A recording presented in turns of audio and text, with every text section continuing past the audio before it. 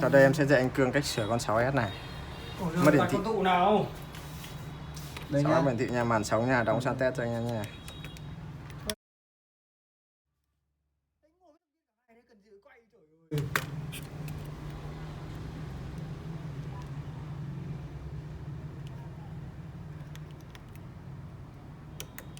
Quan trọng là tí chạm con nào mà khổ thì gỡ hết ra lại phải đóng lại. Máy không lên gì. Cái máy tính. Máy tính chấp nhận không? Máy tính chẳng nhận, không nhận được. Không, nhiều lúc là đóng vào không mất hiển thị nó không nhận đâu. Không nhận máy tính á? Không khởi động được máy. Mất hiển thị. Đóng màn hình mà không hiển thị được máy. Bỏ màn hình ra thì nhận được máy tính. Điều thế á? Chạm áp hiển thị làm sao mấy được. À, cái kiểu đấy á. Nó thế mà. Nhưng chắc là lại mất khởi động rồi thôi. Tưng ra. Chưa. Thế máy nóng rồi đấy. Nóng u rồi. Nóng mà. Đây là lỗi mất hiển thị 6S á? Chạm hiển thị mất hiển thị. Lỗi này nó đóng sống hay kiểu hay tự mất? Không, con này là xui máy rơi. Mình rơi. Xui dính, hy vọng là không chết đi hiển thị chứ cần. Không nhận máy tính này. Không nhận luôn. Sao đâu nhận máy tính được? Bỏ màn hình ra cho nhận. Bỏ màn hình ra kìa. Bỏ màn hình ra nhận mà xem. Chạm áp đấy cũng không nhận á? Tưởng là Chạm áp đây con IC đang bị chập không hoạt động được. đúng. Bỏ ra thì không sử dụng đến con đấy, coi như không có màn hình. Tưng phát không? Hết pin à? Pin liệu còn không? Lúc đóng vẫn nóng mà. Để nó khởi động lúc nghe giật rung không? Nó rất nóng rồi. Hay treo mẹ táo rồi. Hay là sợ bệnh khác đấy. Hiển thị. Treo mẹ táo rồi. Treo táo tí sửa xong lại treo táo. Hôm qua em làm mấy kèo mẹ, toàn ông dí mình kèo. Đầu tiên máy ông bị treo táo. Anh nghĩ không đâu. Mấy bà khách bảo chị đang dùng bình thường. Đưa trẻ con nó đập. Đập phát thì Nhau các pin lên này. Nhiều pin là do anh đánh xăng đấy đấy. Phình cái này lên cơ mà. không nhận máy tính. Không phải phình đâu. Xăng nó vào đấy. Không nhận. Điêu nhỉ. Còn lỗi gì nữa không nhận. Có ở pin thử, có pin nữa. Kem này cái các cũng lỏng không à? Là hết pin rồi. Lắp của pin tử tế là sao? Con 16. Đấy, còn này sao? Kẹp nguồn được. Kem mua nó đấy kẹp rồi còn gì nữa. Để xem nhận máy tính không. Biết được nữa là treo mẹ táo như làm sao. Hôm qua treo mẹ táo ấy chứ. Quanh để sửa xong lại mất công. Nguồn lên này. Nó giật kìa. Mua đấy đẹp luôn. Đây, do kim dao động này. Anh cũng bị kêu nguồn anh Cường. Cái gì? Anh cũng bị kêu nguồn à? Bỏ mẹ nghề. Bỏ nghề rồi. Nó kẹp nguồn đến nhà rồi. Đấy mà đét gì. Nguyên đấy có kẹp nguồn là tưởng không có. Muốn đeo nhận máy tính này. Nhưng mà đeo nhận máy tính nha. Hỏng cáp rồi. Hay là ngu ngáo ngáo ấy. Cũng không dùng đâu. Treo táo rồi. Là khởi động chậm nên 6S làm gì khởi động chậm thế nhỉ? Đợi tí rồi nó sẽ rung. Tưng được máy tính văn. Nó đã vọt lên 0,5 đâu mà rồi rung. Sợ treo táo. Kẹp nguồn hỏng rồi. Mà như chọc nó chỉ lên ngày thôi anh ơi. Không. Khổ lắm cái kẹp nguồn nhà anh nó lên đẹp luôn. Em vừa kẹp 5m có làm sao đâu. Lúc nãy em kẹp anh cũng thấy lên. Mà về nhà anh kẹp 2 Không, lần em thấy chỉ lên. nó chỉ giật lên này đấy mà. Không phải lên đây. Không có màn hình nó chỉ ăn này thôi mà. Cật tư. Có màn hình thì mới ăn được chứ. Không có màn hình không ăn dòng cao đâu. Không dùng gì à? Không dùng gì cả. Không phải chập chỗ nào. Nó cứ sửa đây. Con này anh thề luôn là anh làm rất cẩn thận. Lúc anh mới đến anh test. Rồi em đo 3 đường đấy là không phải do đóng màn hình rồi. Đường này là lỗi tự anh thấy phát. vẫn rung bình thường. Lỗi tự Dòng phát. vẫn đẹp. Rồi bỏ đi. Sửa Thôi sửa luôn. Nãy đo sơ lấy chọc trên rồi. Con này rung bình thường mà rung bật luôn đằng khác ấy. Anh vừa về anh bẻ hết chọc rồi sao ấy chứ. Chắc anh bẻ rồi. Bẻ xong anh lại lấy keo đen anh bôi lên mà. Chắc thế. Nghĩ lại. Anh Cương về nghĩ ăn không được nhằn nào. Anh thấy mày lấy đắt quá anh phải cố làm. Cố thành quả cố bây giờ.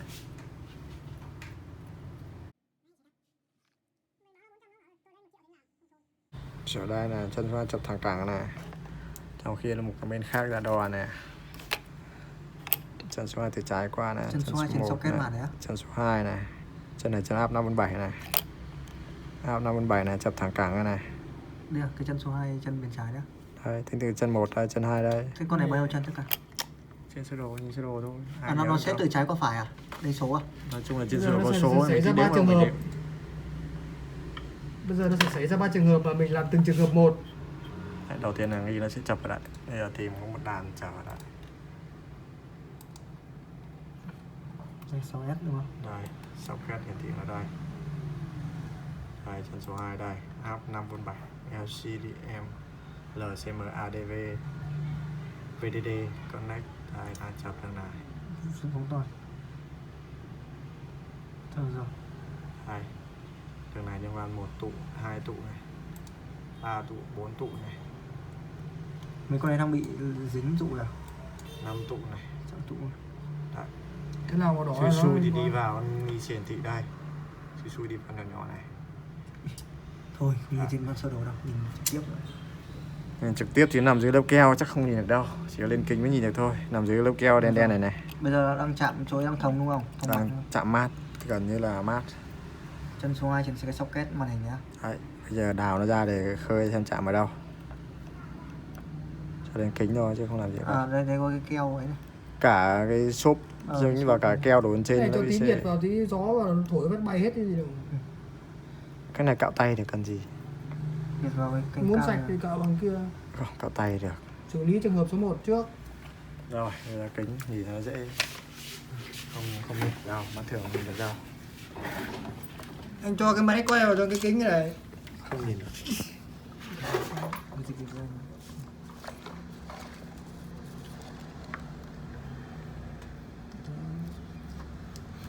Nếu mà em bẻ một con đầu tiên phát được luôn thì làm sao?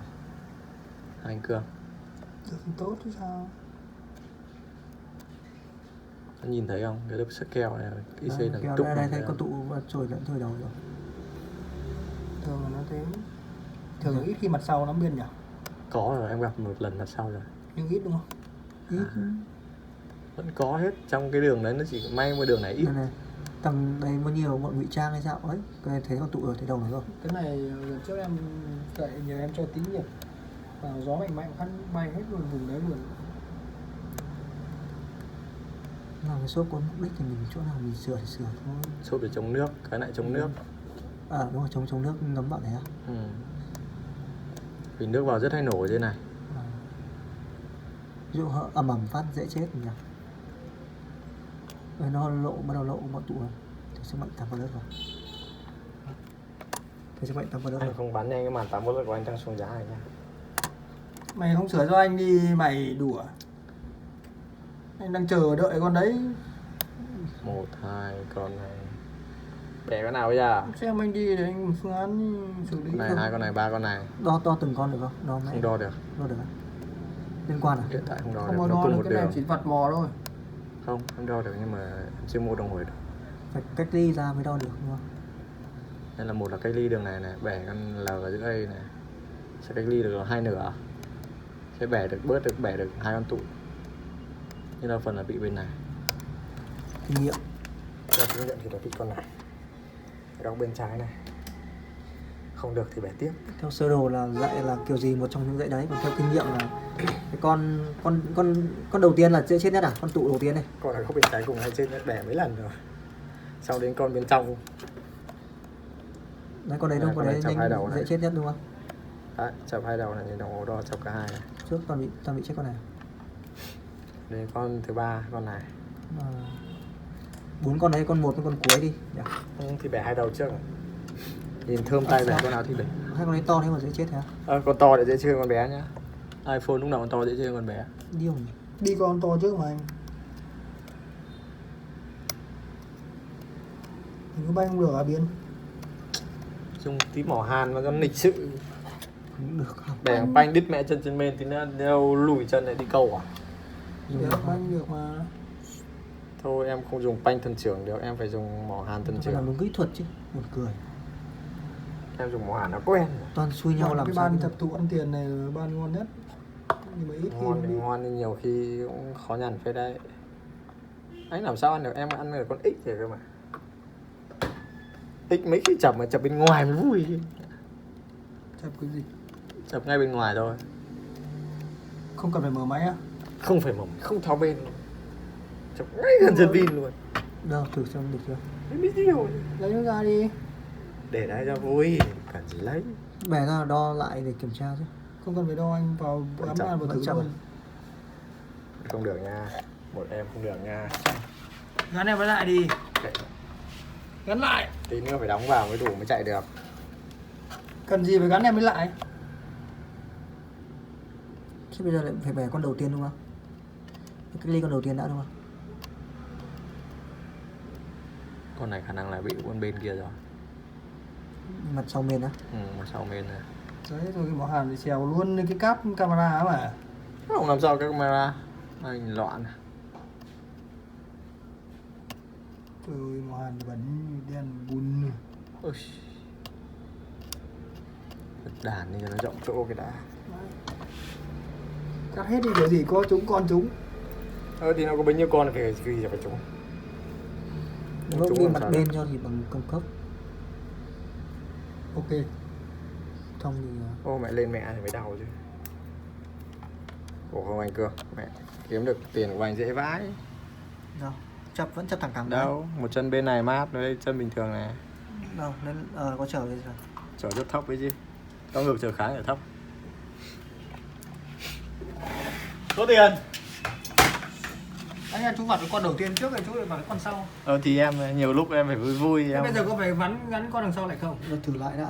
Xem lên nếu màn hình chớp hoặc Thử nhòe lại. thì Mình phải biết là sao không? Đáng ra nó vặt con trước là sau nhưng mà nó vặt con sau để cho anh quay tính video tiền nó có nó bài. dễ. Tính tiền anh nó mới dễ. Thấy chưa? Tính tiền anh nó mới dễ. Con này là trước anh nhớ không nhầm rồi. Sơn cũng làm giúp anh một lần rồi. Em bảo anh rồi. Cái gì nó phải trả. Ăn nhiều chân số mấy, chân số mấy. Treo lên rồi. Phải có sơ đồ. Thế thôi. Bệnh nó phức tạp mà. Cứ tính 100.000 con tụ, em bẻ với 3 con tính 300.000. Nếu này là lỗi kiểu gì chạm tụ đường thì anh Chạm tụ áp anh. 5V7 của ấy hiển thị. cấp hiển thị. nghĩa là cái áp đi qua tụ đấy xong là mới vào chân socket đúng không? Đấy. Chú nhớ Không, lần nó bị trước chập. chú làm cho anh một lần. Không điện áp vào chân Anh socket con đúng cháu không? chưa? Cái con này tại sao nó không nhận máy tính là bởi vì con này iPhone 12. Chú biết là chú làm cho anh con iPhone 6 chưa? iPhone 6 là chọc đường khác, mất nguồn. Vặt con tụ. Đúng nhưng mà chọc đường khác. Nhưng mà chập trên socket này anh làm. Không. 6 không chập cái Sao này. lại anh hai pan chập trên socket rồi. 6 không chập vào Từ đấy. từ đã. Lâu quá anh không nhớ. Tại sao lúc đấy không nhận máy tính? Lúc 12 Lúc đấy xong. không lên được, lúc đấy không lên được. À, Bình thường iPhone 12 là phải mở khóa nó mới cho phép kết nối USB. Vậy thì vẫn tút đây, chưa mở Không. khóa vẫn tút đây. Không. Nhưng sao lúc đấy không tút? Chắc nó chưa lên được. Đây, iOS 12 này. Mở khóa mới nhận được máy tính này. Đây không báo gì nhỉ? Đó, nhìn thấy không? Ờ, Các bạn nào Từ 12 trở lên là bị thế hết à? 11, 12 đều bị. Tỷ lệ bị là 90% bị. nhưng cắm con này tại sao vẫn lại tút được nhỉ? Vì nó chưa khởi động được vào anh. Lúc đấy là con đấy chưa khởi động được. Lôi treo chưa khởi động được. Mà con này không mật khẩu mới nhận được luôn đây này. Nhưng mà không khởi động liên quan gì đến hiển thị đâu mà không nhận. Không khởi động được vì vẫn đang chạm áp hiển thị. Lúc anh kích khởi động một cái vẫn phải cấp áp cho hiển thị mà. Nguyên nhân đầu tiên phải bốt lệnh cho hiển thị mới hiển thị được chứ. Không thì làm sao chạy được. Các bạn xong đúng không? Gắn lại con tụ kia đi. Không phải gắn đâu, con này hiển thị đẹp lắm, không bị nhè nhè, anh dùng mà thấy nhòe thì anh phải khởi động lại, phải gắn vào. Nói chung là con đấy là đang mất điện vào màn hình. Tóm lại bệnh này là bệnh mất điện vào màn hình đúng không? Mất đèn, mất áp cấp cho hiển thị. Điện áp đây, mất điện vào màn hình là xong. Ban này là ban mẹo mà, nhưng mà phải có sơ đồ, phải đo, phải nhìn ra Thì được. đúng, phải đo. ra được. Máy 16 ghi đầy bộ nhớ rồi. VCA vãi cả trường. Nhưng cái này là cái dễ nhất thôi, còn đường của nó còn nhiều. Mà nó cầm ông test đây không phải màn. Mở cái lưng này. Được không? Vẫn là bọn này tem tàu à? Con này hàng thẩm đóng cái gì đâu. Thấm lắm. Xong rồi. Chả làm sao.